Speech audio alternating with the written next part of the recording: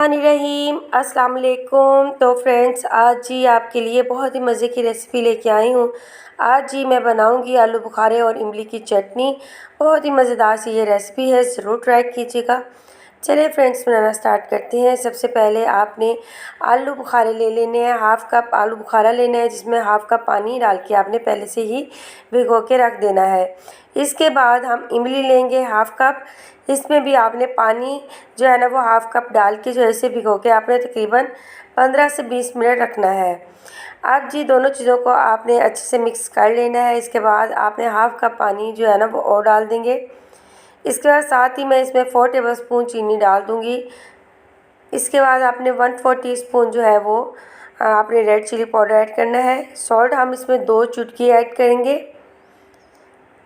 अब आपने इसे अच्छे से मिक्स कर लेना है और हमने इसे पकाना है मीडियम स्पीड के ऊपर। तकरीबन आपने 7 से 8 मिनट तक इसे पकाना है अच्छे से। 7 से 8 मिनट पकाने के बाद जब आलू बुखारा थोड़ा सा नरम हो जाएगा, तब हमने इसमें से आलू बुखारा निकाल लेना है, क्योंकि जो हमने इमली इसमें ऐड की है उसकी गुठलियाँ जो है वो अलग से हमने निकाल देनी है। सिर्फ हमें पल्प चाहिए। जी फ्रेंड्स, आलू बुखारे जो है वो मैंने निकाल ली हैं। और जी इस तरीके से आपने इमली का पल्प जो है वो छान लेना है। ठीक है, अच्छे से जो गुठलियाँ जो है ना वो निकल जाएं और पल्प जो है ना वो हमारे पास आ जाए। ठीक हो गया जी। तो आपने क्या करना है, इसके ऊपर भी थोड़ा सा पानी डालते हुए ना आपने इसे अच्छे से छान लेना है, ताकि कोई भी चीज़ जो है ना वो हमारी ज़ाया ना हो।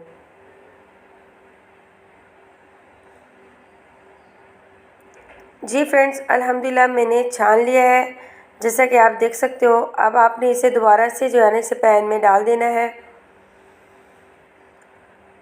और आलू बुखारे जो हमने निकाले थे वो भी हम इसमें डाल देंगे।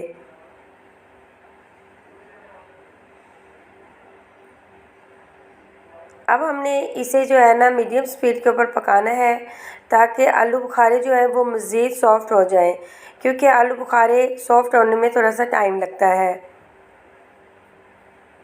और हमने इसमें कोई भी फूड कलर नहीं ऐड किया। आप इसमें देखेंगे कि ये ओरिजिनल ही कलर है। तो फ्रेंड्स, इसके बाद हमने इसके ऊपर जो है ना अदरक का रस डालना है। तकरीबन मैंने हाफ़ टी स्पून जितना अदरक जो है कद्दूकस कर लिया था, उसका रस आपने इसमें डाल देना है। ठीक हो गया। अब आपने साथ साथ इसे अच्छे से मिक्स करते रहना है। इसके बाद थोड़ी देर पकने के बाद हम इसमें बादाम डाल देंगे। ठीक है जी, मैंने सबसे पहले बादामों को जो है वो हल्का सा गर्म पानी में डाल दिया था, उसके छिलका जो है वो रिमूव कर दिया है और दरमियान में से 2 हिस्से करके डाल देने हैं। चारों मग्ज़ आप डाल दें। ठीक है, जितना आपका दिल करे। मैंने तकरीबन हाफ़ टी स्पून इसमें ऐड कर दिए हैं। अब जी आपने इसे पकाना है, तकरीबन 5 मिनट पकाएंगे। 5 मिनट के बाद ये बिल्कुल थिक चटनी बन जाएगी, जैसा कि आप देख सकते हो। इसके बबल जो है वो ऐसे ऐसे ख़त्म हो जाएंगे। आप जितनी भी गाढ़ी रखना चाहो या पतली रखना चाहो, ये आपकी मर्ज़ी है।